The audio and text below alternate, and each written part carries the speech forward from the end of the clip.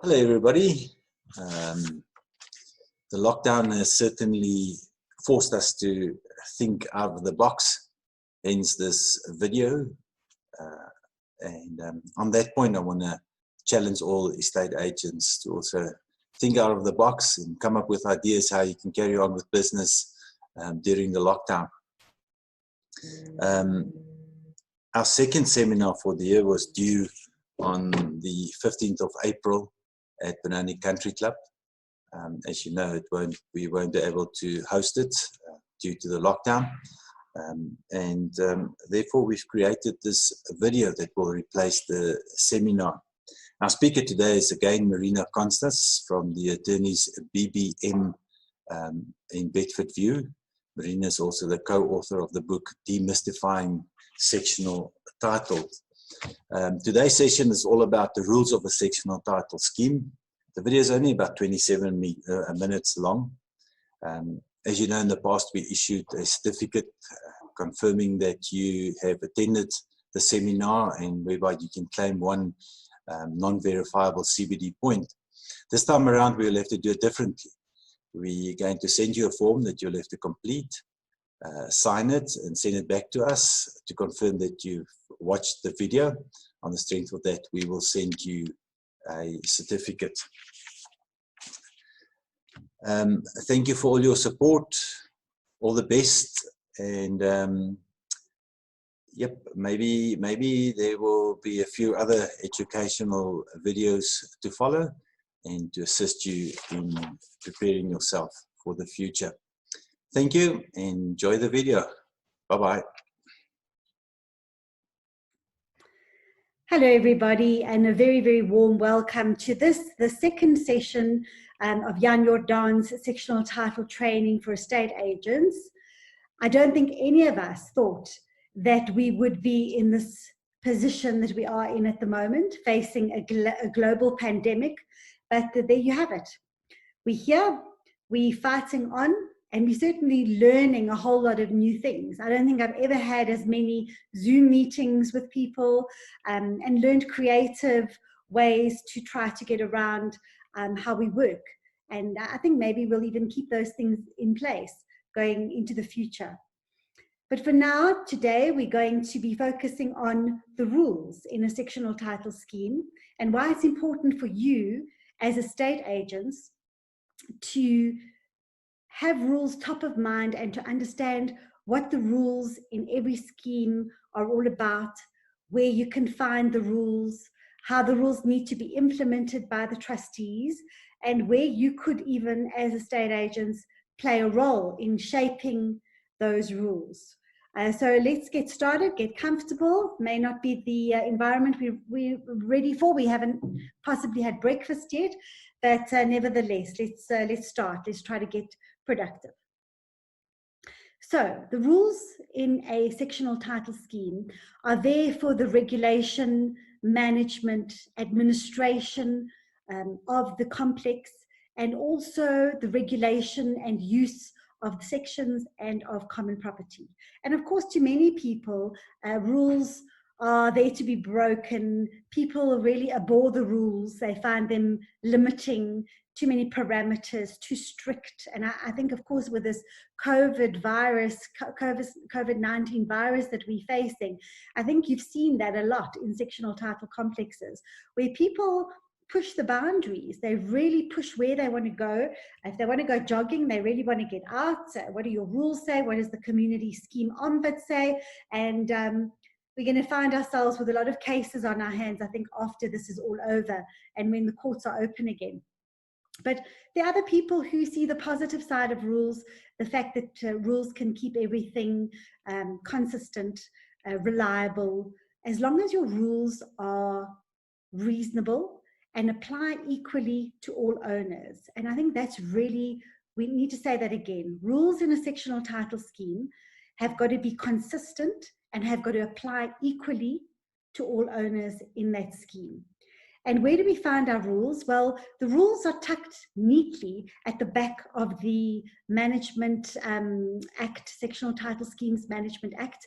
You have your management rules as Annexure 1 and your conduct rules as Annexure 2. And those are the stock standard default kind of model rules that you can go and have a look at. And I think it's a good thing as an estate agent to go and have a look at that, if you can find the legislation and see what those rules actually say. I always call the management rules the big brother rules, the rules that we need to look at how we nominate trustees, how the meetings work, how the maintenance, repair and replacement plan works, and all those kind of things. So those are really important to look at.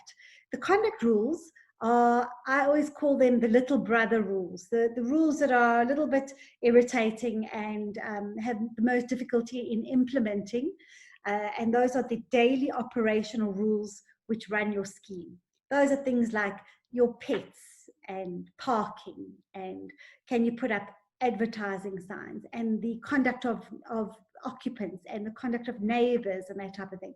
So those are really the rules with which we have to contend, and those are the ones that are really important for estate agents, because they're people who in the past have put quite a few strange things into rules, certainly that I've seen strange things. And you know why they've been allowed to do that is because before the 7th of October 2016, if you wanted to amend your rules, you could do so by way of a special resolution. So it's 75% of a quorum at a meeting, a special meeting.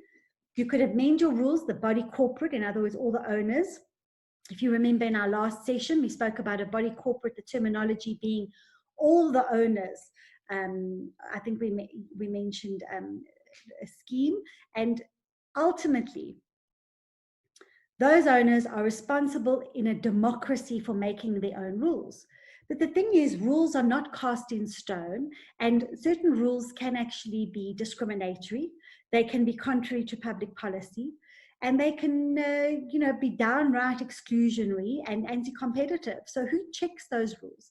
Well, as I was saying, before the 7th of October 2016, what you do is you get your meeting, you get your special resolution, and the trustees would then send off a copy of the rules through to their attorneys, who would then lodge those rules at the deeds office.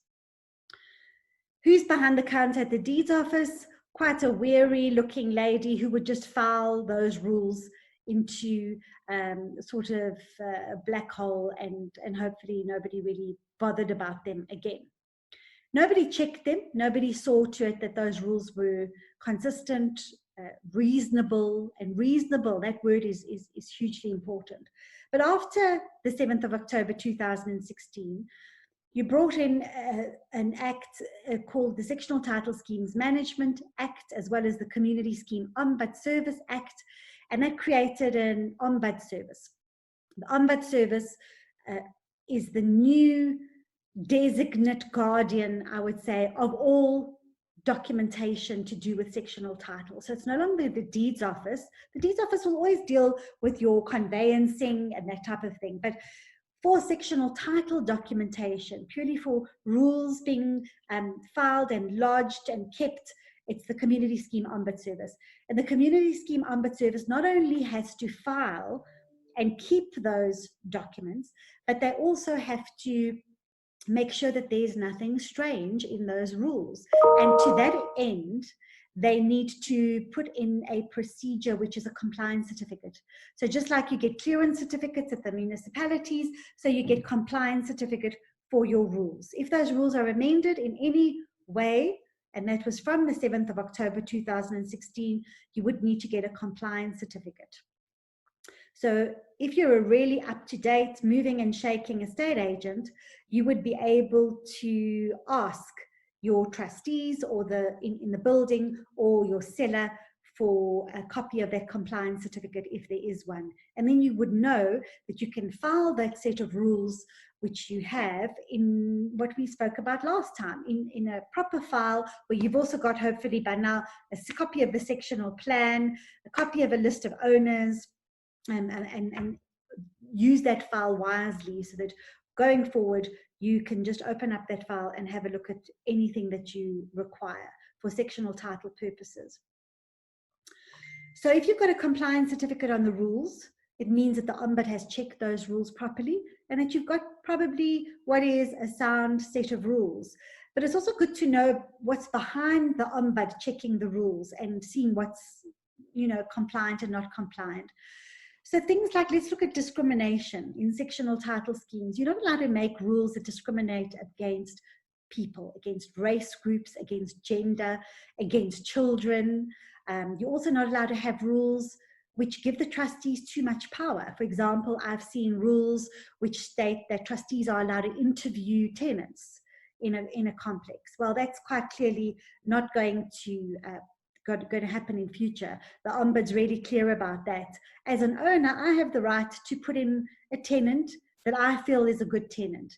And no set of trustees is going to be able to say, look, you know, we know exactly what type of person we want in the scheme. We know what caliber person we want in the scheme. So, you know, I mean, on what basis would they actually say, no, we don't like you? Is it the way you dress? Is it because you're a certain color? It might be because you're Jewish, because you're Greek, because you're black, whatever it is. You don't really have the right as a trustee to do that. But they have tried, I've seen, to pop it in to a number of rules.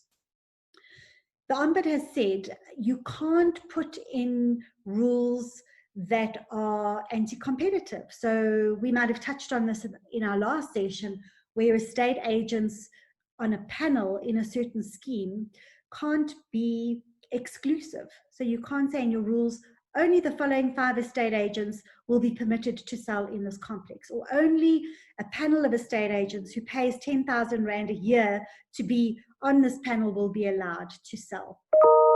You can put in something about, you know, if you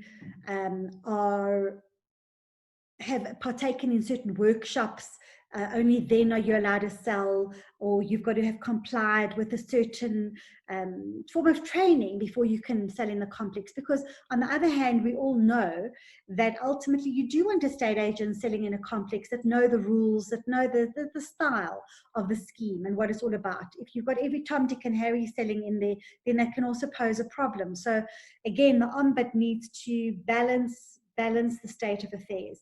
I sat on the Community Scheme Ombud Board for 2 years. And during that time, I was privy to the legal meetings where they set out these requirements for the rules. And it was quite interesting to see how they were debated. So let's take another rule, for example, that owners try to pop into their documents. And that is that you can cut off electricity or reduce electricity if an owner hasn't paid their levies, is in arrears with their levies. Also, no. You can't do that. It's not allowed. There are directives from the Community Scheme Ombud which say that those rules are illegal. You can't give a body corporate more power than it actually has. And certainly in terms of the Electricity Act, unless you're a supplier of electricity, you're not entitled to cut or reduce electricity in any scheme.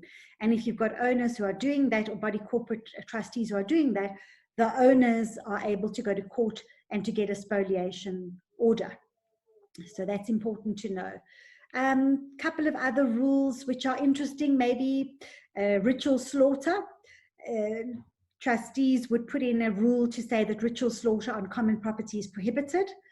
The Community Scheme Ombud has said that people have certain cultures that have rights, and it can be a religious thing as well to slaughter an animal. And if you happen to live in a sectional title scheme, it shouldn't be any different.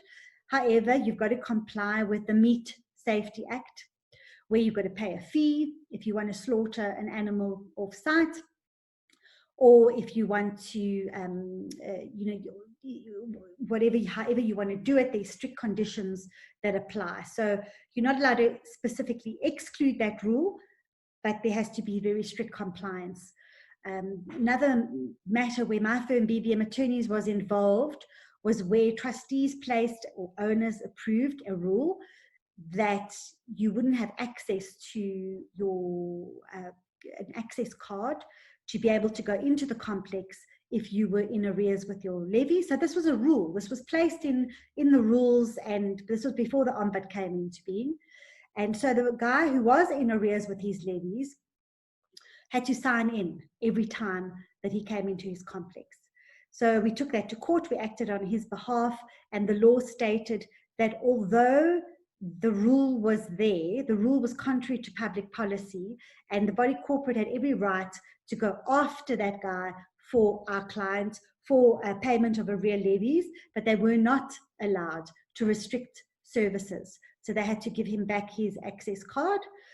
Some complexes I've been in, they restrict gardening services. So if you haven't paid your levies, your garden doesn't get done. That again as well, contrary to public policy, there are ways and means of going after somebody for levies, and the law has found it quite a lazy way to just say, well, we're just withholding things from you if you're not going to pay. So that's really how the law stands. So to find these rules, where are these rules, you need to ask your seller where you can get a copy of the rules, but don't trust that set of rules that your seller gives you. It might be very old, it could be out of date, and certainly your managing agent, the managing agent of that scheme would know.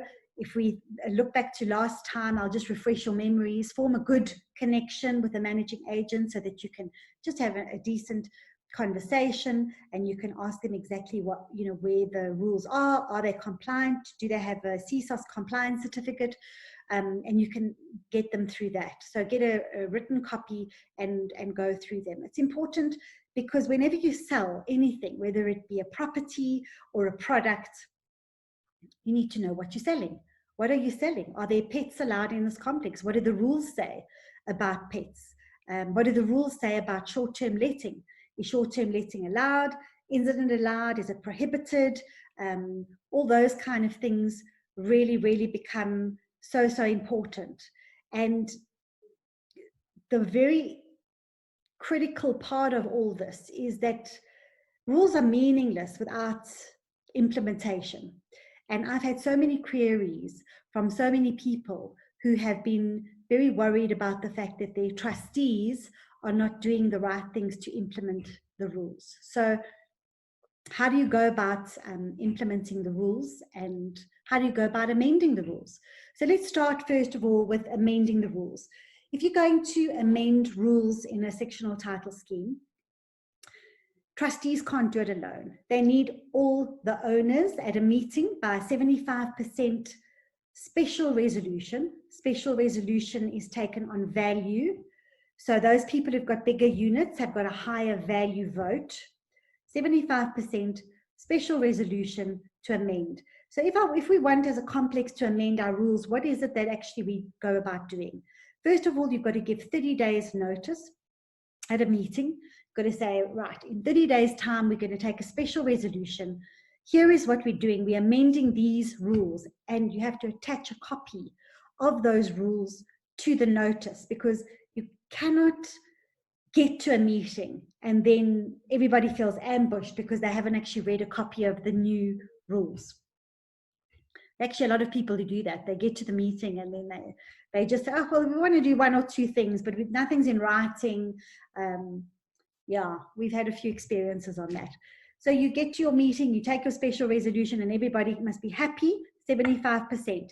If they're not, democracy always rules in a sectional title scheme. However, nowadays, if you can't get a special resolution or a unanimous resolution, if you want to amend your management rules, you can always go to the Ombud. There's a special little section in the Sectional Title Schemes Management Act, which allows you to bypass the owners and go directly to the Ombud and ask the Ombud to come in and substitute those rules.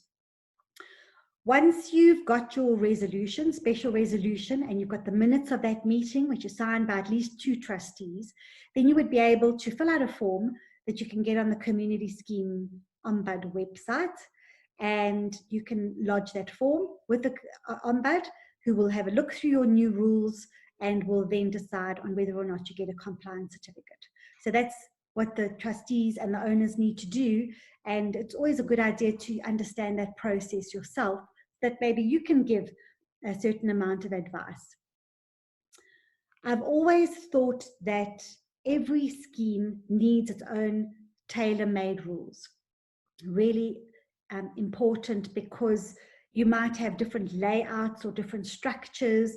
Some complexes are not conducive to pets, for example, because it's open. There's no confined areas or confined spaces, that type of thing. And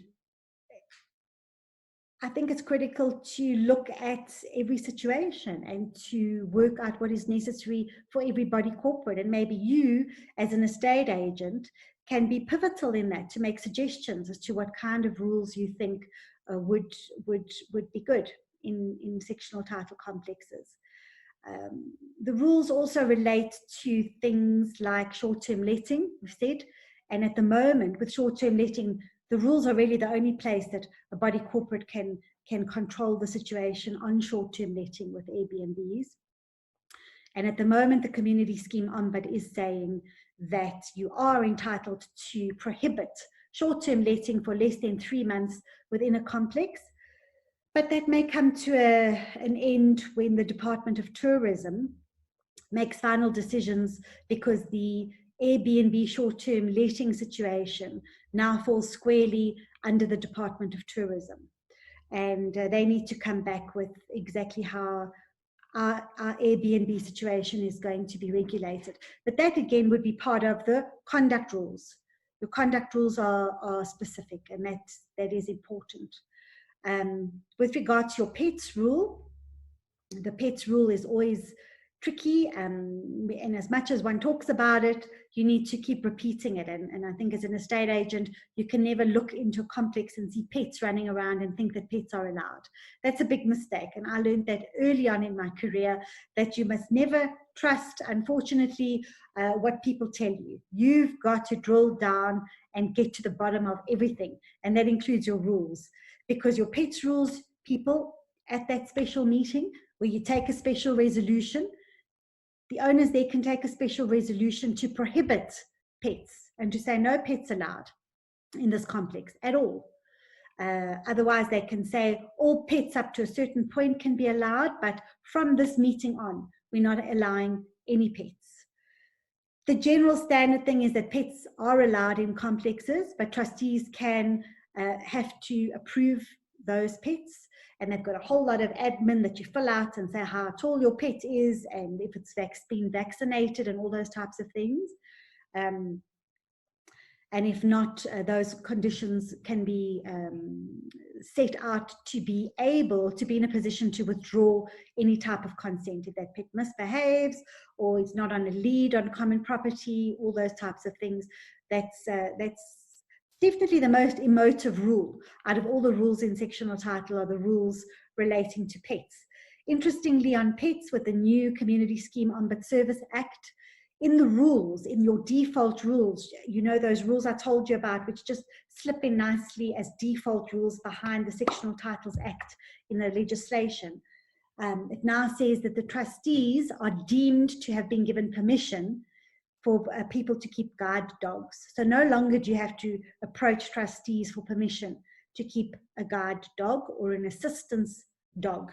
And again, what an assistance dog is can be open to interpretation. And already in the industry, we've had some really, really funny interpretations of what can be an assistance dog. You can just use your imagination. So that deals with pets. Also, another very interesting new clause in the model conduct rules is to say that the owner is responsible for the behavior of tenants, and that there can be no unruly conduct, and that the behavior of all the owners and occupants, which means tenants as well and children, has actually got to be exemplary, and you can always use that conduct rule in order to take things on if they haven't been taken on. And that brings me to the last point I'm going to make. I hope you've been keeping up. The last point I'm going to be making is about implementation of the rules. Rules are there to be broken, and of course a lot of people will do just that. So what do you do in a sectional title complex, or what do these owners do? What do they do about it? Because sometimes somebody's failure to comply with the rules can detrimentally affect the value of the scheme. And that's when you come in. You need to be selling in complexes where there's respect for rules, and these things need to be conveyed to trustees at all times. Those schemes with good rules in place, good systems of implementing the rules, good communication, things like newsletters. Newsletters are great in sectional title. They really work. And as estate agents, it would be lovely to even start some form of newsletter, or offer to put it together. Not the legal stuff, but of course just maybe sponsoring something within a scheme and saying so that you're always top of mind and that you're always there as an estate agent.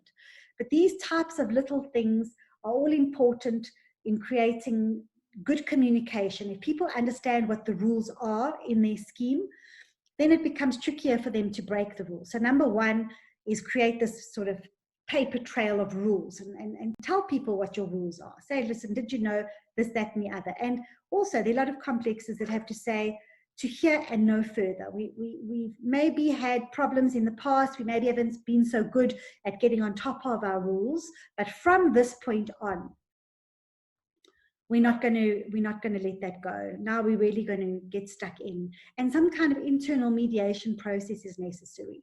So if you can get trustees who have maybe got good people skills, who could call on the people breaking the rules and maybe have a sit-down meeting and try to get to grips with why they're breaking the rules. If that doesn't work, then there are two options. The one option is to take the rule breaker to court, which you can still do. You can get an interdict to compel him to behave in a certain way or to stop behaving in a certain way. And then, of course, you've got the community scheme ombud, where you pay 50 Rand to apply for a dispute. Tenants can also go to the community scheme ombud, by the way, now. And if you go to adjudication, you can then pay 100 Rand to adjudicate the ombud for an adjudication. But before that, the ombud holds their own mediation process. And that can work. Sometimes people talking face to face can help, because human nature is such that people become keyboard warriors and they start, with the wrong tone, and they can put somebody's back up. And if you don't reply quickly enough to something, then people take offense. So it's important to always talk face to face. I must say, I miss all your faces right now, because it's always lovely to have feedback. But I'm sure we'll definitely see you again pretty soon. One last thing I want to say about penalties and fines. You can put rules about penalties and fines into your rules, as long as there's a right to be heard within that set of rules. So you've got to give X amount of days for the person against whom the fine has been taken or imposed, for that person to make a case as to why they shouldn't have a penalty or fine imposed against them. Anyway, that's all for now. I hope that's been good. I hope it's been useful. Keep safe. I think you'll probably be watching this just as we're coming to the end of lockdown, or unless it's extended.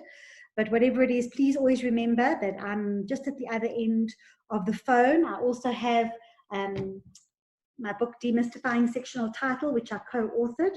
And if anybody's interested, please just pop me an email, and we'll get one delivered as soon as the lockdown is finished, at marina@bbmlaw.co.za. And again, thank you very, very much to Jan Jordaan and his team for being able to facilitate this talk.